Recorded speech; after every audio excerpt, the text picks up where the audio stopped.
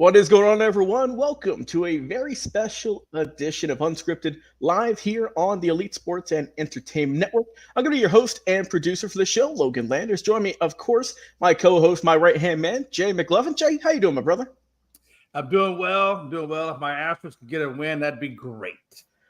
Maybe one day. We're rolling into the All-Star break, so we'll get there soon. Braves are looking good, I will say. Got the nice win over the Diamondbacks last night, so I felt good coming into this Tuesday. And, of course, our very special guest who is this was not a setup, by the way. This is just blind chance, color coordinated, the voice of the Atlanta Gladiators, of course, in the ECHL, Mr. Liam Gotimer. How you doing, Liam?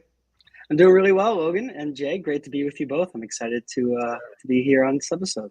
Yes, sir. We are glad to have you here, and it's going to be a great time. And guys, be sure if you enjoy this episode, before we get into this interview, if you like it, follow us on social media. See us here on the screen, Facebook, X, TikTok, YouTube, Twitch. We're also on LinkedIn. Connect with us over there on a professional level and give us a like and a follow over there as well. And, of course, as you guys know, the past couple weeks, we have been happy and proud to sponsor with W Energy. So go over there, use promo code ESEN for 10% off your order. Get some great tasting energy drinks without the crash, and also get some pretty good apparel over there as well. Might have something coming in the mail here soon from I ordered from that company using said code that we'll show off here on the show here in just a little bit. So, Liam, let's get into it, man. First off, how are you doing today, and how's the off season been for the Gladiators? What's been your recap so far? How they've been doing? Yeah, I'm doing really well personally, but of course the off season, one of the slow periods during the entire year, being a hockey broadcaster. So of course getting a little bit of rest right after the season ended, but now getting back into the full swing of things. And again, just going through the off season again, a little bit slower, but we're going to have transactions coming through, press releases, all that kind of stuff, and try to work with corporate partners too in the off season. So it's a quick summary. Yeah, that's you get a quick little break before you get back into the heat of things once again. So just let the people know out there how you got involved, in sports broadcasting. I know you did some work out there in New York for a while. So how the heck did you go from out there to the South here in Georgia, in Duluth? Absolutely. It's quite the story, honestly. I knew that being a play-by-play broadcaster, specifically for hockey, was something that I wanted to do my entire life. I wasn't fortunate to get involved with it until my senior year in college at SUNY Oswego.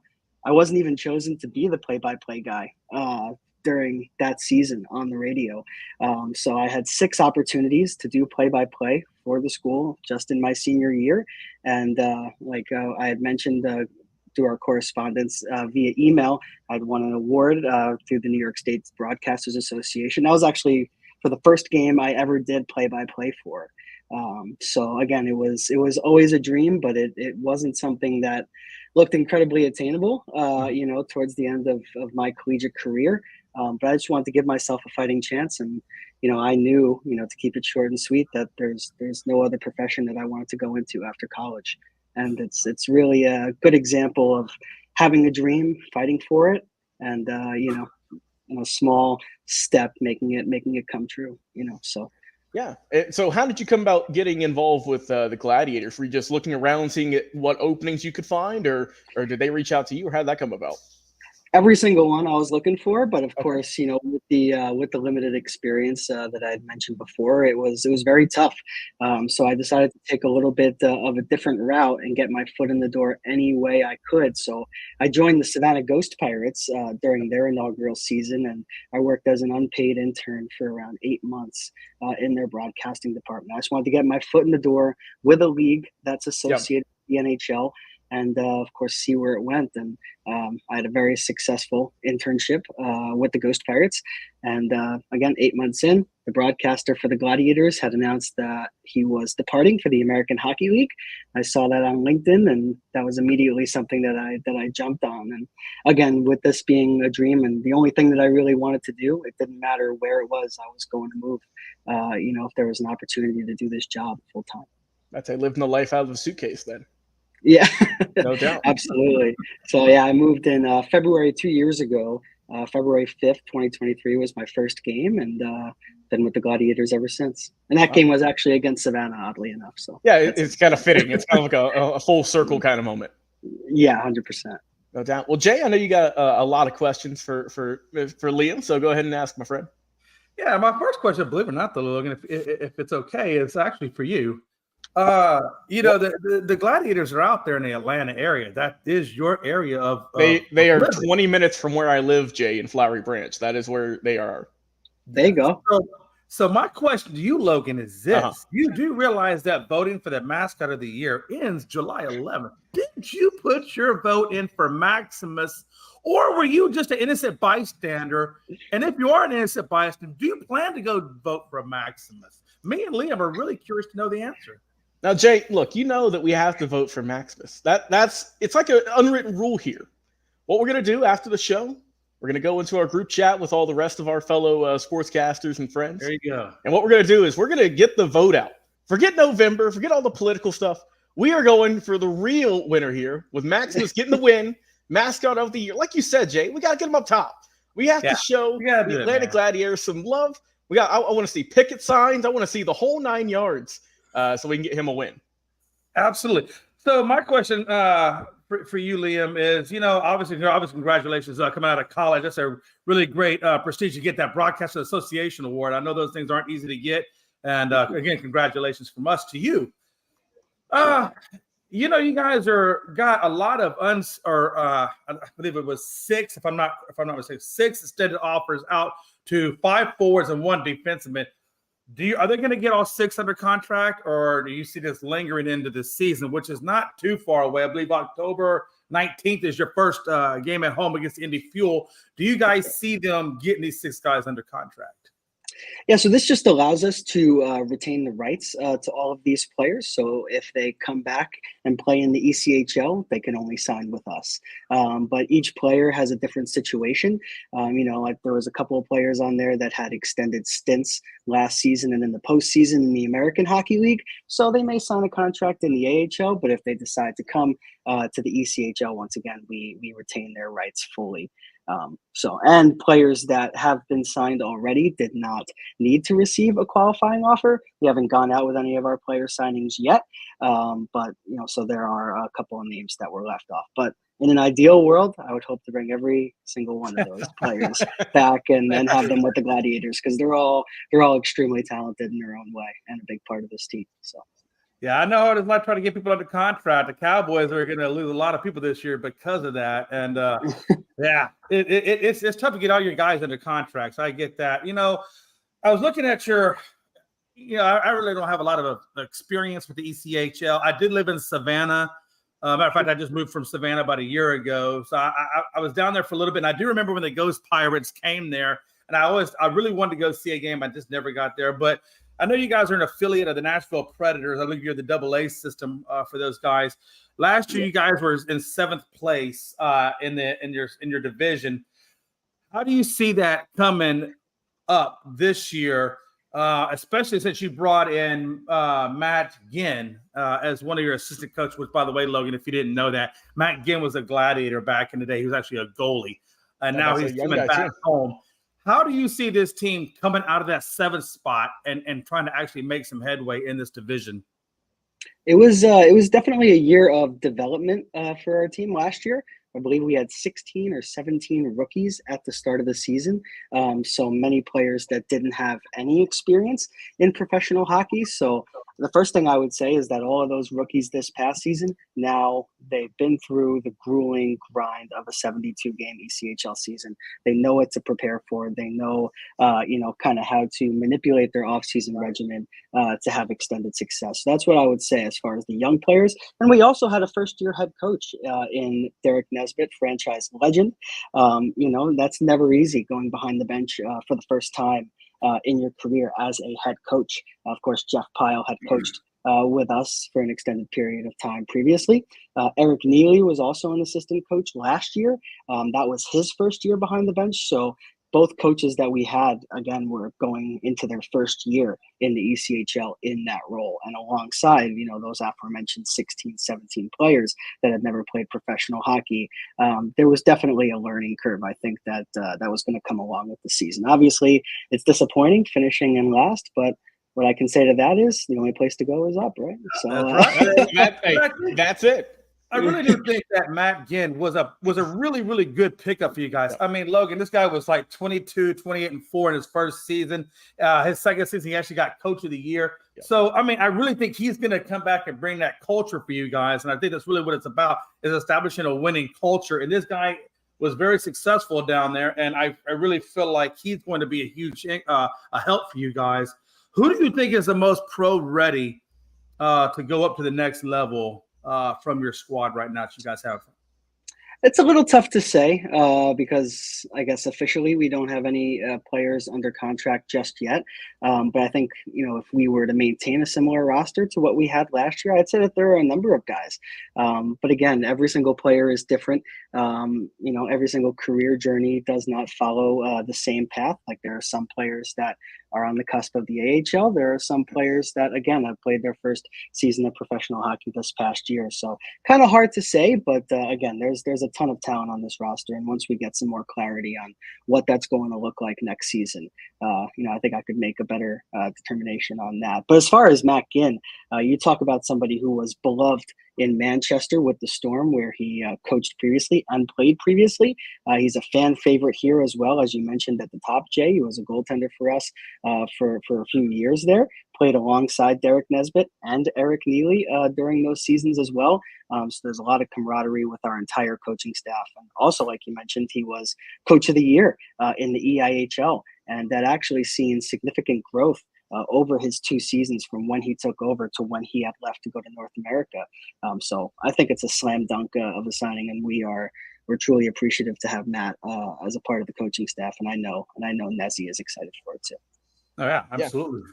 It's gonna be interesting. And Jay, why does it feel like every time the place of New York gets brought up, the guy who just popped in seems to just kind of swing around and say, "Oh, hey guys, what are you talking about?" As you can see at the very bottom, Frankie the Yankee, as he is known in this time of the year in terms of baseball, popped in. So, Frankie, if you're there, my friend, what's going on today, buddy? Oh, I'm tired. And then I'm watching you guys on Facebook, and I hear Gladiators, and I just came in, and I just wanted to say, are you not entertained? There you go. Are you? I don't know, something inside of me. I'm like, Gladiators? Like, oh, he felt it. Here and let me, I feel like Maximus. There you go. I was about to say, you better go vote for him, Frankie. You missed it. You better go vote for him. Mascot of the Year, baby. Come on. Gonna go vote. Yeah, definitely. We're gonna need something in there. Real quick fun fact on Maximus. At the end of this past season, he had actually performed the national anthem on the piano in full costume. And that was amazing. One of the most incredible things I've ever seen live. So when you're casting your vote for Mascot of the Year, ask yourself how many mascots are able to perform the national anthem on the piano in full costume. Just one. That's Maximus. The NBA might have the Red Panda and the Jabberwockies, but man, the ECHL is doing it big. Like you said, how many mascots have you seen in any sport, in any league, perform the national anthem with full-on outfit, paws and everything, and still getting it done? That's impressive. I will say. Right. Yeah, look, let's be honest. Ain't one of us in here could even play sticks on a piano. Yeah. Even if we had an instructor playing it for us, we'd find a way to screw it up. So I don't know how he did it in full costume. That blows my mind. Just shout out to him, man. He's doing some good work. Frank, you got any questions for Liam about just hockey in general? I know, this past season we're all trying to get more involved in the National Hockey League, and I know how your boys did this past season. I know you're feeling a little pretty decent about it. I mean, yeah, we could say that. I mean, the year before we made history. Yeah. And then history was blown. And then this year, we didn't make history, but we made it around further in the playoffs than we did last year. But we ended up losing to the same team again. So, I mean, I don't know, man. I don't know what's going on. We're just waiting to see the offseason go by. We're going to see who we, trade away, who we pick up. They didn't have a really good draft, honestly. I watched the draft a little bit, and I don't think the Bruins did a really good job with the draft this year. But we'll see, man. We'll see. We're still getting into the things. We're still slowly getting into things. I think Jay is the only one who could be more happier in hockey than all of us because he made it the farthest. Dallas, yep. But at the end of the day, Jay, you still didn't make it to the Stanley Cup. Neither of us did. None of us did. None of us did. We're all No. losers. We're all losers when it comes to hockey. Okay, we can fight each other in any sport, but when it comes to hockey, we're all waiting. losers. And there was that time in baseball, you know, when me and Jay were going back and forth with the Astros and Braves a couple seasons ago. Yeah. So we're still waiting, and you're looking good, buddy. You're looking good. Not as of late with the Yankees, but you're hanging in there. You're still looking pretty solid out there in the East. So just keep on keeping on. I'm not pushing. Not pushing the panic button yet. I'm not pushing the panic button yet. Listen, everybody said Baltimore was going to win the East, and it's possibly because they're young, they're hungry, they're talented. Absolutely. At this very moment and stage in baseball, it happens to the Yankees, and we seen it last year or 2 years ago in 2022. Jay knows this. We had an outstanding start to the season. Then August came, and we just had a huge slump, and it got really bad. So I'm hoping after All-Star break we can get over this slump. I feel like their momentum has run down. I feel like the pitchers are their arms are getting tired. So I'm hoping with the All-Star break coming up, they get some good rest. Yep. And I'm looking at this All-Star break, guys, and it's insane. Like, I feel like it's a joke this year. Did you guys know that they named Clay Holmes as an All-Star? Really?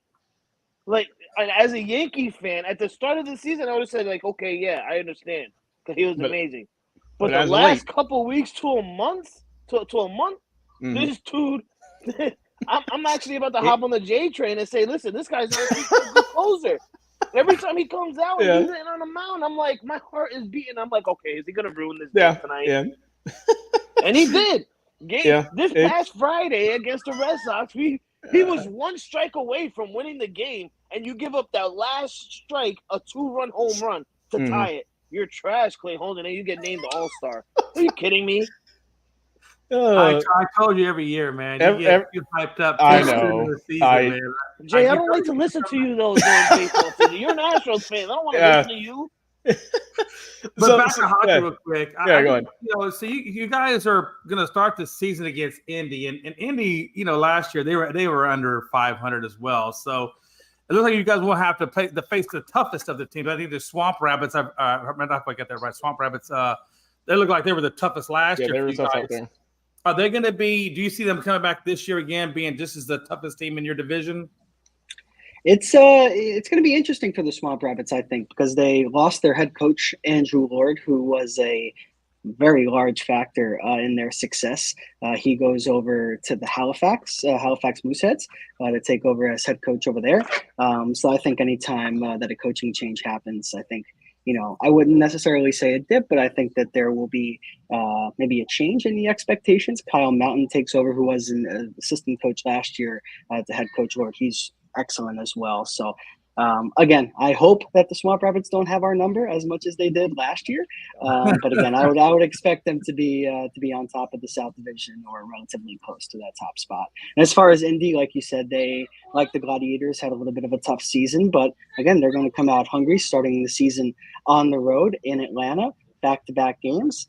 We expect them to come out again with their best effort, and we're going to have to match that if we want to win. So, absolutely, and I think it all starts July 11th when that voting closes for that's the real kicker right there. If Maximus can win it, that's a great way to get your season off. Get pumped into the season. Example for the Gladiators. You start it with a win, and then you go from there. It just keeps building. Again, exactly. Get Ginner in here to be an assistant coach, and then again you have Maximus win mascot of the year, and suddenly that winning culture, has come our way. So we'll see. Yeah, absolutely. And then hopefully maybe the Yankees can watch you guys and learn from it. Frankie, throw a jab in there. You're not going to like me. I'm a big Mets guy, being from New York. So I know I'm in enemy territory here in Atlanta, and got a Nationals fan here too. But so. Now, what part of New York are you at? Are you from one of the boroughs, or are you from the outside area? Or? So I grew up on Long Island, New York. Okay. Nassau County. Okay. So did you grow up an Islanders fan, I'm assuming? We don't consider them. No, really? Okay. Diehard New York Rangers fan. All right. diehard. I got you. So Okay. it was kind of born into it. My grandfather was a big Ranger fan, my dad, Mhm. and that went down to me. Disappointing ending this year, but like you Yeah. guys said before, no Stanley Cup final. So No. What's interesting to me, Logan, is I've only been to New York one time. My cousin actually lived out in Hoboken, and she worked in New York City for an advertising company. And I went to go visit her one time, and I figured there are two kinds of New Yorkers. There's the one New Yorker which is like Frankie, complete asshole, and then there's a really nice New Yorker. There's a really nice New Yorker like Liam over here. You got the yin and yang. And I asked the guy at the thing, and he goes, and I said, "Hey, how you doing?" And the guy looked at me, he's like, "You know me? Do you know who I am? Yeah. Why are you talking to me? Do I come to you?" And I'm like, "Well, you have a good day." So, the fuck you. All right. Well, Jay, because it's simply this, okay? I'm from Brooklyn, New York. He's from Long Island. Those are two different. Long Island is full of nice people. Brooklyn, we're assholes. There you go. And you claim it. That's just it. That's just it. I claim it. Yeah, I claim it. I don't care. At the end of the day, I'm an asshole, but you love this asshole. And I worked in New York City for a couple years, so I definitely met my fair share of both sides. I can You've attest seen to what both you're sides of the saying, coin. Jay. I have. Yeah. Do you know my name? Do I know your name? Yeah. I'm like, no, we don't know each other from Adam. Why are you talking to me? I'm like, I'm in the city. Keep my head down. Keep walking. There you go. There you go. I said, baby, don't look at nobody. Don't even make eye contact. No. The only other city that I met that could be rougher around the edges than New York City was Chicago. You go to Chicago, oh my God, they're just the same. Get into a deli line in Chicago and don't have your mind made up and just see. And it's not even the people, Just watch it. the customers, it's the people behind the counter that are like, I'm like, damn, I said, get out of this line. It's like the soup Nazi. So just keep your head down and keep moving. Yeah. So, Liam, talking about travel, what's it been like just traveling along with the team? I needed all 72 games last year for the Gladiators. Yeah. So what's that been like going on, those bus rides, those plane rides? How's that been? It's truly special. Of course, I travel with the team to all destinations that we do not have to fly to. So we went to Allen and we went to Trois Rivières last year. So I wasn't with the team for those two trips, but outside of, I would call those games remotely. But outside of that, I did go to every single road game. And like you said, for any play-by-play broadcaster, that's a part of the dream, right? Being a part of the team in every single way. So wins, losses, it doesn't really matter. You're a part of the experience. So I think the fact that I get to travel, again, I'm really grateful for it because a lot of broadcasters in the ECHL don't. So, it's a privilege that the organization has bestowed upon me. And of course, as sportscasters yourself, you probably understand the allure, of traveling with the team, being right there and calling the game from the rink. So definitely a little bit of a drop off when I'm calling it off the computer. Hard to generate that excitement, but yeah. And then you gotta do area I'm on site. Yeah, no doubt. All right. Well, Jay, do you have any final questions? I just have one last question. In the minor league baseball system, they just now got to put into the MLB union, which now I think they're having some issues even with that. The conditions of growing up in minor leagues in the baseball was not exactly the easiest. I mean, it's a rough financial road to go up the ladder rungs of baseball. And I just want to know in the hockey realm of I guess your minor league, because you guys are a AA team of the Predators. What exactly is the lifestyle for those kinds of guys? Is it just as rough for them as it was for the MLB minor league? Again, it would be kind of tough for me to talk about the MLB not being kind of inside of it, but I can speak for the Gladiators. If you're on an NHL or an AHL contract, there is a ton of movement. So our American Hockey League affiliate, which would be the bridge between ourselves and Nashville, they're in Milwaukee. So players on AHL contracts, I've seen many times last year go to Atlanta from Milwaukee and vice versa. And it would be a very, very quick turnaround. But for players on ECHL contracts, they typically won't, again, go up to the AHL or the NHL unless there's extraneous circumstances. So they're pretty stable. But for the guys that, again, were either drafted by the Predators, signed to an AHL deal in the offseason by the Admirals, can definitely get topsy-turvy and pretty complex, when trying to go up the ladder, like you mentioned. All right. And Liam, just what are your final predictions for the Gladiators this upcoming year? Do you think there's going to be a playoff team, perhaps? And also let the people at home know where they can follow you on social media, and also where they can hear you during game days. Absolutely. You can follow me, Gotimer_Liam on Twitter or X or whatever you want to call it. That would be the best way to follow me. Gotimer's Gotimer. You see it right there on the screen, as you mentioned. But as far as predictions, again, a little bit tough with no roster set in place. The Florida Everblades have won back-to-back Kelly Cup championships, and they are in our division. So they are a team that we're going to need to get past, as you mentioned earlier in the episode, Jay. The Greenville Swamp Rabbits as well, the Savannah Ghost Pirates. They're entering their third season of play. I expect them to take a huge jump. So it's an extremely tough division, but if I were to make a prediction right now, I'll say that we'll squeak into that fourth and final playoff spot and get some Gladiator playoff games over at Gas South Arena. So there we go. As far as where you can listen and watch, real quick, Mixler, you can listen to every single game for free. And on Flow Hockey, that is the streaming service exclusive to the ECHL. You can watch on Flow Sports visually as well. Catch it on TV. All right, awesome. And Frankie, speaking of Florida, Liam, I'm sorry, we almost did it. I'm an Adirondack Thunder guy. All right, that's in my neck of the wood. I've been to Adirondack Thunder games, and I sent pictures to the boys during the championship game when they came for games 2 and 3 at Adirondack, or I think it was game 1 and 2. And we won, and it was an amazing experience for me. But let me tell you, Florida is a tough team. They were really, really tough. And I think that, after watching that, I'm really hoping that Florida can just go to the bottom of the barrel. The hell with Florida. All right, get out of here, Florida. Drop off. We don't want you no more. Frankie, they're unbelievable. And again, being in division, we faced the Everblades quite a bit last season. We didn't beat them once. We took them to overtime, one game at home, and that was the only point that we were able to grab against the Everblades. And I vividly remember watching that series. And let me tell you, Frankie, Adirondack may not have won, but they fought. And I would argue that they gave the Everblades the toughest challenge that they had en route to their three-peat. So we'll see. They did. Hope we can get a couple wins. I was hoping for that last game of the championship to come back to Adirondack, but it didn't happen. They didn't get the job done over there in Florida. It was too much for them. That's how it is sometimes. We know sports can be a cruel game. I'm still a loser, guys. It doesn't matter what league. It could be professional. It could be minor. I'm still a loser. Damn it! I'm never gonna be a winner again.